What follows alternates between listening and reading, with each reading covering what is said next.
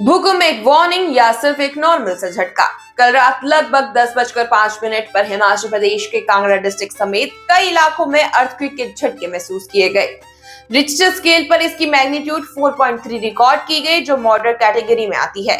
हालांकि राहत की बात यह रही कि इस इवेंट में किसी मेजर डैमेज या कैजुअलिटी की खबर नहीं मिली, लेकिन इस नॉर्मल दिखने वाले झटके के पीछे छुपी है गहरी हकीकत, जिसे समझना बेहद जरूरी है। सवाल ये नहीं कि भूकंप क्यों हुआ, सवाल ये है कि ये कितना खतरनाक हो सकता था और हो सकता है। अगर आप जियोग्राफिक मैपिंग को देखें तो हिमाचल प्रदेश का एक बड़ा हिस्सा हाई सेस्मिक जोन 4 और सीवरेज सेस्मिक जोन 5 में आता है।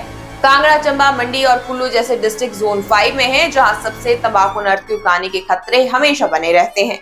और इस सीवरेज जोन 5 का असली खतरा देखना हो तो हमें इतिहास के पन्नों को पलटना होगा, जहां 1905 का कांगड़ा अर्थक्वेक याद आता है।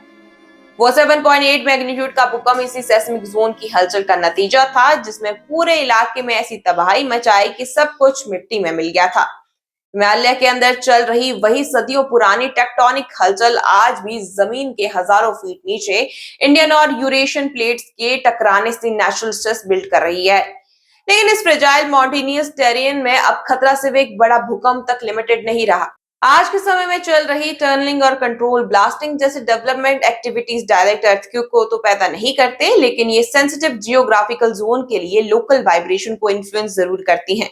नतीजा ये होता है कि कल रात आए 4.3 मैग्नीट्यूड जैसे छोटे झटके भी इन पहाड़ों पर लैंडस्लाइड, रॉक फॉल्स और स्लोप इंस्टेबिलिटी जैसे सेकेंडरी हजार को ट्रिगर कर देते हैं, जो यहाँ रहने वाले लोगों के लिए हर वक्त के लिए नया खतरा बन जाता है।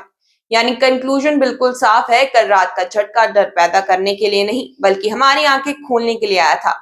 ये पहाड़ बार बार याद दिला रहे हैं कि इनके अंदर की सदियों पुरानी हलचल रुकी नहीं है। अब फैसला हमारा है, क्या हम एक और बड़ी तबाही का इंतजार करेंगे या आज से ही सेफ कंस्ट्रक्शन और बेहतर तैयारी को अपनी आदत बनाएंगे।